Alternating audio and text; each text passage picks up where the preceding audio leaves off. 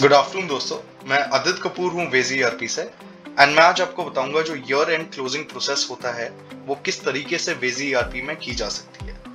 ये year and process हम करेंगे क्यों, सबसे पहला क्वेश्चन ये है। तो ईयर एंड प्रोसेस बेसिकली इसलिए की जाती है कि आपके जो अकाउंटिंग बैलेंसेस है लास्ट फाइनेंशियल ईयर के, उनको ट्रांसफर किया जाता है नए फाइनेंशियल ईयर के अंदर। सो लास्ट फाइनेंशियल ईयर हमारा 23-24 था एंड ये फाइनेंशियल ईयर जो आएगा अभी वो 24-25 होगा। इसके साथ सिर्फ अकाउंटिंग बैलेंसेस ट्रांसफर करने के अलावा आपका पूरा स्टॉक भी ट्रांसफर होता है। तो ये जो पूरी ईयर एंड क्लोजिंग प्रोसेस है ये दो फेजेस में डिवाइडेड है। जो फेज 1 है वो आपका है stock transfer to new financial year. जो प्रोडक्ट्स का स्टॉक है वो नए फाइनेंशियल ईयर में ट्रांसफर होगा।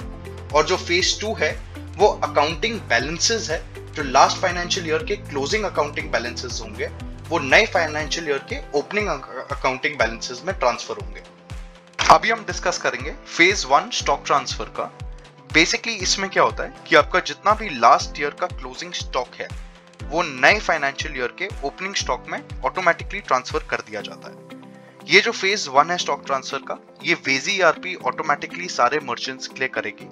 इसमें आपके साइड से आपको कुछ भी नहीं करना है। बेसिकली 31 मार्च रात को ऑटोमेटिकली आपका लास्ट फाइनेंशियल ईयर से स्टॉक नए फाइनेंशियल ईयर के स्टॉक में चला जाएगा। आपके जितने भी प्रोडक्ट्स के बैचेस है, उनकी प्राइसिंग्स है, expiry and quantity of the products, ये सारी चीजें ऑटोमेटिकली लास्ट फाइनेंशियल ईयर से नए फाइनेंशियल ईयर में ट्रांसफर हो जाएगी। अगर आपको चेक करना है कि ये जो स्टॉक ट्रांसफर की प्रोसेस है ये प्रॉपर्ली हुई है या नहीं वेजी ईआरपी के एंड से, तो आप यहाँ पे लास्ट फाइनेंशियल ईयर में जा सकते हैं। आप इधर पे stock quantity and stock value verify कर सकते हैं एंड आप नए फाइनेंशियल ईयर में लॉग इन कर सकते हैं एंड आप मैच करेंगे कि वहां पे भी स्टॉक क्वांटिटी और स्टॉक वैल्यू सेम है या नहीं। अगर दोनों क्वांटिटीज मैच हो जाती है, मतलब जो स्टॉक ट्रांसफर की प्रोसेस है वो सक्सेसफुली आपके अकाउंट में हो गई है। डिस्कस करेंगे phase 2 year end closing process का, जो अकाउंटिंग लेजर ट्रांसफर फेज है। ये एक मैनुअल फेज है, जिसका मतलब है कि आप सबको अपने अकाउंट में ये प्रोसेस खुद करनी पड़ेगी। ये प्रोसेस करने से पहले कुछ चीजें हैं जिनका हमें ध्यान देना है। सबसे पहली चीज है कि ये जो प्रोसेस है वो सिर्फ एडमिन अकाउंट ही कर सकता है। अगर आपके कोई यूजर ने लॉगिन किया है तो वो ईयर एंडिंग क्लोजिंग प्रोसेस नहीं कर सकता है। तो एडमिन अकाउंट लॉगिन करके ये प्रोसेस करेंगे। सेकेंड चीज है कि अगर जब ये ईयर एंड क्लोजिंग प्रोसेस चल रही हो उस टाइम पे आपके कैशियर को कोई भी बिलिंग नहीं करनी है। तो billing should be stopped at that time, क्योंकि आपका सिस्टम लोड फ्री होना चाहिए कि जो ये जो फाइनेंशियल ईयर क्लोजिंग प्रोसेस है वो इजीली आपके अकाउंट के अंदर हो जाए। अगर आपका एक मल्टी ब्रांच या फ्रेंचाइजी सेटअप है जहां पे आपके पास मल्टीपल ब्रांचेस एंड फ्रेंचाइजीज है, तो हर एक ब्रांच और फ्रेंचाइजी को ये प्रोसेस इंडिविजुअली अपने अकाउंट्स के लिए करनी पड़ेगी और ये सिर्फ ब्रांच या फ्रेंचाइजी के एडमिन अकाउंट से ही ये प्रोसेस वो कर सकते हैं। इसके अलावा हमने कुछ नए फीचर्स भी दिए है कि अगर आप अपनी बैलेंस शीट खोलेंगे, बैलेंस शीट पर आप देखेंगे प्रॉफिट एंड लॉस अकाउंट के अंदर दो हेड्स है, opening balance and current period. Opening balance आपके लास्ट फाइनेंशियल ईयर का जो भी प्रॉफिट या लॉस होगा वो यहाँ पे रिफ्लेक्ट करेगा, और करंट पीरियड होगा कि आपका जो न्यू फाइनेंशियल ईयर के अंदर आप एंट्रीज कर रहे हैं उसके अकॉर्डिंगली जो भी करंट प्रॉफिट या लॉस होगा वो आपको यहाँ पे शो करेगा। अब हम देखते हैं कि ये जो ईयर एंडिंग क्लोजिंग प्रोसेस है ये वेजी ईआरपी में किस तरीके से की जाएगी। जैसे ही आप 1 अप्रैल को अपना system veggie ERP log in करेंगे अपना अकाउंट, एडमिन अकाउंट के अंदर इस तरीके से आपको एक पॉपअप दिखेगा जो ईयर एंड क्लोजिंग प्रोसेस का होगा।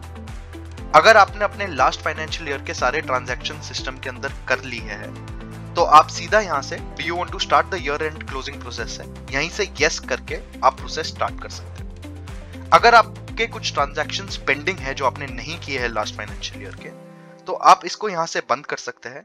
आप नॉर्मल अपना लास्ट फाइनेंशियल ईयर्स में एंट्रीज कर सकते हैं। अगर आपको पॉज से बिलिंग करनी है तो वो सिर्फ न्यू फाइनेंशियल ईयर के अंदर ही होगी। तो आपको यहाँ से नया फाइनेंशियल ईयर चूज करना पड़ेगा, आपको उसके अंदर लॉग इन करना पड़ेगा एंड यहाँ से आप पॉज में जाके बिलिंग कर सकते हैं। अभी जब आप नए फाइनेंशियल ईयर में आ गए हैं एंड अगर आपको पुराने फाइनेंशियल ईयर में कोई एंट्रीज करनी है तो यहीं से आप अपने पुराने फाइनेंशियल ईयर में जा सकते हैं, वहां पे एंट्रीज कर सकते हैं एंड बिलिंग के लिए वापस मैन्युअली नए फाइनेंशियल ईयर में आके बिलिंग कर सकते हैं।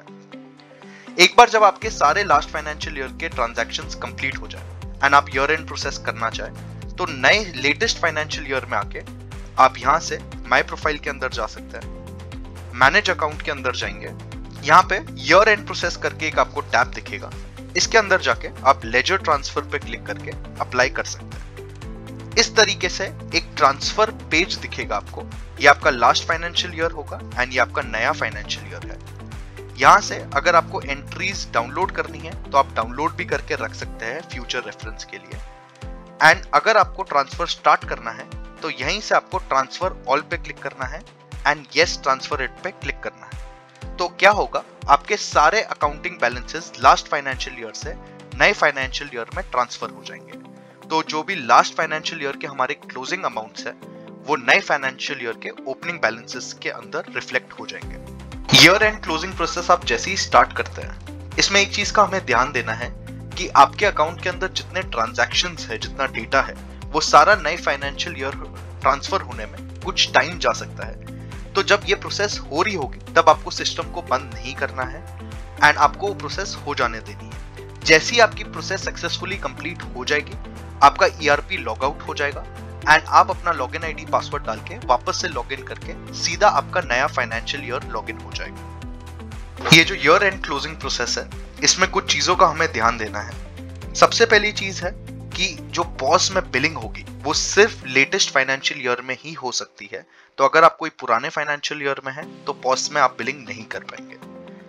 उसके अलावा अगर आपने ईयर एंड क्लोजिंग प्रोसेस कर दी है वेजी ईआरपी में एंड उसके बाद आप मैन्युअली पुराने फाइनेंशियल ईयर में जाके कोई भी चेंजेस करते हैं तो वो चेंजेस नए फाइनेंशियल ईयर में बिल्कुल इफेक्ट नहीं होंगे।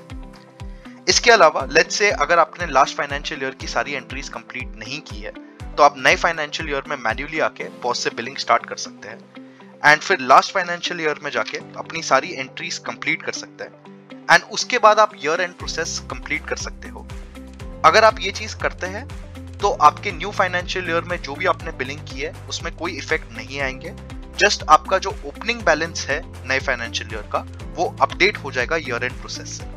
जैसे ही आपका financial year and process complete हो जाता है, काफी सारे बिजनेसेस है जो अपनी इनवॉइसिंग सीक्वेंस को चेंज करना चाहते हैं। लेट्स से आपके लास्ट फाइनेंशियल ईयर में जो लास्ट बिल बना था वो ORD 104 था एंड इस फाइनेंशियल ईयर में सिस्टम आपको एक चॉइस देगा कि आप ORD 105 से स्टार्ट करना चाहते हैं या पूरी एक नई सीक्वेंसिंग जहां से आप 1 सीक्वेंस नंबर से बिलिंग स्टार्ट करना चाहते हैं। तो इस तरीके से हमने एक और पॉपअप दिया है जो ट्रांजैक्शन प्रीफिक्स का पॉपअप है। यहां से आप चूज कर सकते हैं कि आपको कंटिन्यू विद डिफॉल्ट या आपको चेंज प्रीफिक्स करना है। अगर आप कंटिन्यू विद डिफॉल्ट करते हैं तो जो लास्ट फाइनेंशियल ईयर में सीक्वेंस थी ORD 104, इस फाइनेंशियल ईयर में ORD 105 से आपके बिल्स कंटिन्यू होंगे। और अगर आप चेंज प्रीफिक्स करते हैं तो आपको एक ऑप्शन मिलेगा जहां पे आप प्रीफिक्स में आके अपनी सीक्वेंसिंग चेंज कर सकते हैं। यहाँ पे आप मैन्युअली भी पहुंच सकते हैं, जहां पे आप अपने इधर माई प्रोफाइल में जाएंगे एंड प्रीफिक्स सेक्शन में जाके सारे प्रीफिक्सेस आप यहाँ पे देख सकते हैं। तो यहाँ पे आप कोई भी प्रीफिक्स देखेंगे तो यहाँ पे एक ऑप्शन आपको दिखेगा कि एक आप प्रीफिक्स चेंज कर सकते हैं और उसकी सीक्वेंसिंग नंबर चेंज कर सकते हैं। सीक्वेंस नंबर चेंज करने के लिए आपको प्रीफिक्स में कोई चेंज करना ही पड़ेगा। जैसे यहाँ पे अगर आप कोई भी चेंज करते हो तो सीक्वेंस नंबर एनेबल हो जाता है, 0 से स्टार्ट हो जाता है एंड इसको आप सेव कर देंगे तो इस फाइनेंशियल ईयर में जितनी भी इनवॉइसिंग की सीक्वेंस है वो आपकी BILL 001 से स्टार्ट हो जाएगी। फिर अगर आप कोई भी इशू फेस कर रहे हैं ईयर एंड प्रोसेस करते हुए तो सॉफ्टवेयर के ऊपर ही कस्टमर सपोर्ट का नंबर मेंशन किया गया है। आप कस्टमर सपोर्ट लाइन पे कॉल कर सकते हैं, अदरवाइज आप support@vezyerp.com पे एक ईमेल भी भेज सकते हैं एंड हमारी सपोर्ट टीम आपको कांटेक्ट कर लेगी। Thank you so much.